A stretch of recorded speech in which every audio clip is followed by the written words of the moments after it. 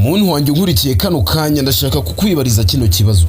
Ese waba warigeze kurota ubuzima wifuza ariko ugakanguka ugasubira mu buzima busanzwe nkaho nta kigeze kiba? Uyu munsi hari amagambo make yatangaje benshi, amagambo atuma wibaza niba koko uri gukora ibihagije ku ntego zawe. Amagambo aragira ati losing sleep for your goals is better than dreaming about them. Uyu ni Murindahabi Irene usanzwe ari manager w'itsinda rya Vestine Dorcas ndetse akaba owner wa MI Empire yose muri rusange, ndetse tukaba tumuzi cyane gukoresha ibiganiro abastar kuri YouTube. Ariko se aya magambo asobanuye iki mu buzima busanzwe? Cyangwa se Irene ni iki yashakaga kumvikanisha kuba mukurikira bose? Ibyo byose urabyibaza. Reka tubisesengurire hamwe turebe ko inkuru yose rero iteye ubashe kuba wamenya impamvu yabyanditse. Mbahaye ikaze hano muri NBE ZOOM, Inkuru Zacu Ukuri Kwawe, njye nitwa Sana. Mureke noneho tuganire ku nkuru yose. Irene mu magambo ye yagize ati losing sleep for your goals is better than dreaming about them. Tugenekereje mu Kinyarwanda ashaka kuvuga ati kubura ibitotsi kubera inzozi zawe ni byiza cyane kuruta kuzirota. Abantu benshi barota kuba abakire, kuba ibyamamare, nkatwe dukora content tukarota kuba dufite channel zikomeye, kuba dufite business zikora cyane ndetse n'ibintu byinshi, ndetse no kuzuza ibyinshi twakuze dutekereza ko tuzakora mu myaka yacu iri imbere. Ibyo byose turabirota bitewe nuko tubitekerezaho buri munsi, bituma ijoro ryose tumara tubirota tugasinza ari byo twifuza, bigatuma nta bindi bintu dufatira umwanya. Ndetse ugasanga ntitubitekerezaho cyane ngo wenda tubifitemo n'inyungu cyangwa se dutekereza inyungu bizatubyarira, twe tukumva ko tugomba kubirota ko ari inzozi tuzakora, nyamara ugasanga twese nta n'umwe ugira umuhati cyangwa se nta n'umwe utegurira izo nzozi zacu uko tuzazigeraho, abo ugasanga turiho kuzirota gusa. Ibyo ngibyo rero, ariko ikibazo si ukurota. Mutagira ngo basi hari uruhande ndengamiyeho cyangwa se hari urundi mbashe kuba nahengamiraho. Ikibazo si ukurota kuko twese turarota. Ikibazo ni icyo ukora umaze gukanguka. Kuzirota ni sava, ariko umaze gukanguka uzikoze hiki. Izo nzozi uzarota zose ntizigira icyo zizahindura ku buzima bwawe keretse niba hari igitambo utanze. Igitambo ugomba gutanga cya mbere ni ugukora cyane.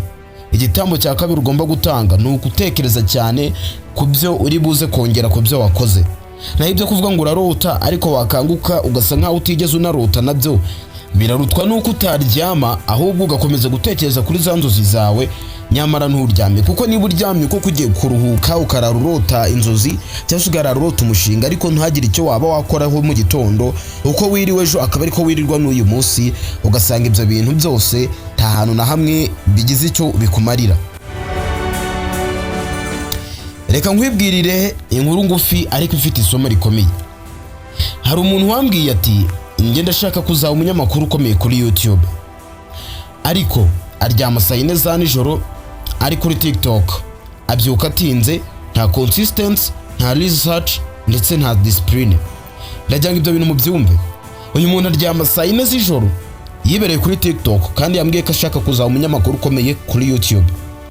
Abyuka atinze, nta consistency agira ndetse nta research, nta bushakashatsi akora ku bintu bijyanye na YouTube cyangwa se ngabashe kuba yagisha abandi inama, ndetse nta n'ikinyabupfura agira. Uyu muntu ararota cyane ariko niteguye kubura ibitotsi. Uyu muntu ashaka gutera amashu gusa yirirwa bazi igiciro cy'ibishyimbo aho kigeze, niko twabigereranya.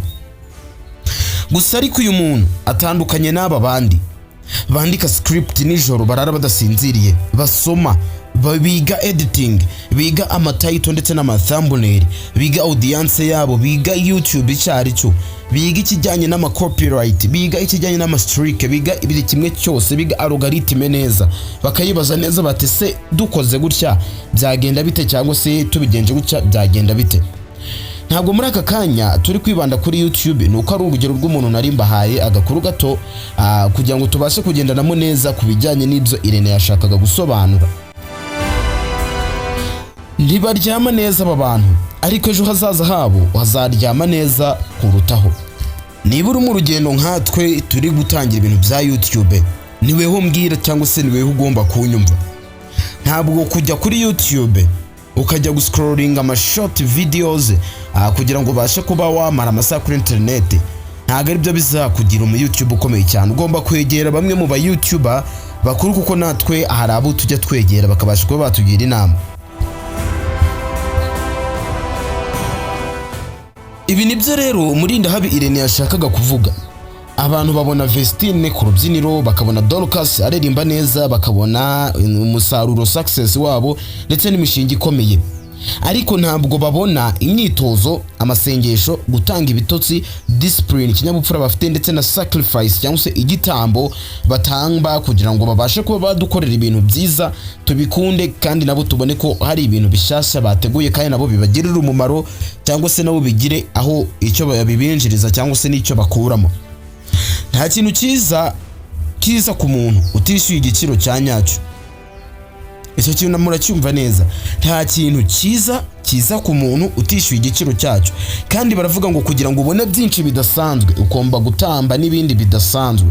Ntimukabona umuntu afata ikintu rimwe akakiburiramo akongera akagisubiramo, nyamara mukavuga ati ko byanze ibyo bintu wabivuye kora, biruta gukomeza nyine kurota za nzozi dufite.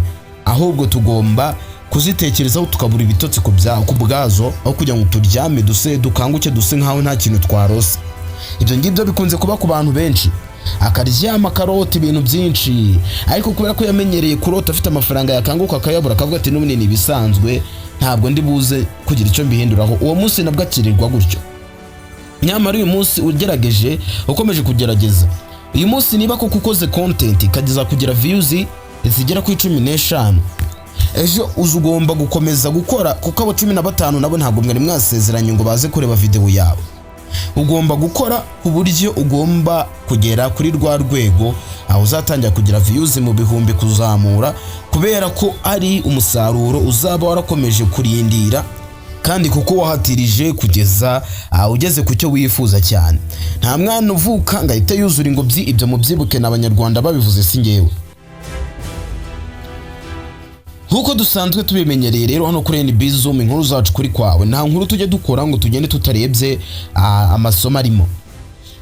Niba uri kureba iyi video muri aka kanya, uri umu YouTuber, uri umuhanzi, uri umucuruzi, uri umunyeshuri cyangwa se ukora ikindi kintu, ibaza iki kintu: ese ndimo kurota cyangwa ndimo gukora? Ntuzahindura ubuzima bwawe urota gusa, uzabihindura iyo wemeye kubura ibitotsi kubera ejo hazaza hawe. Ntibivuze kutaryama burundu, bivuze gushyira imbere icyakugirira umumaro ejo kuruta ibyagushimisha ako kanya. Icyo kintu mu gitekerezo cyane ndabyira urubyiruko abo turi mu kigero kimwe, bakiri mu myaka za 18 kuzamura kugeza kuri 30. Ibyo bintu turacyabitekereza, ntabwo bisobanuye ko tugiye gukora ibitotsi byacu nyine ntituryame, ahubwo rimwe fata umera cyangwa se buri bitotsi kubera za nzozi zabo kugira ngo ubone umwanya wo kuryama kugira uzirote. Ubutumwa bwa Murindahabi Irene ni bumwe gusa: kora ubu uzaruhuka ejo. Niba wumva aya magambo yagukoze ku mutima cyangwa se nimba ukunda inkuru nyizi, kanda like kandi subscribe hano kuri NBEZOOM, wandike muri comment umbwire icyo uri kutwigira ho uyu munsi, cyangwa se umbwire ngo muri video nkuyemo iki, kuko kubura ibitotsi kubera inzozi zawe ni ishoramari si igihombo. Njye nitwa Sana, tuganire muri comment. Iyi ni NBEZOOM Inkuru Zacu Ukuri Kwawe. Ciao ciao, hasta la vista.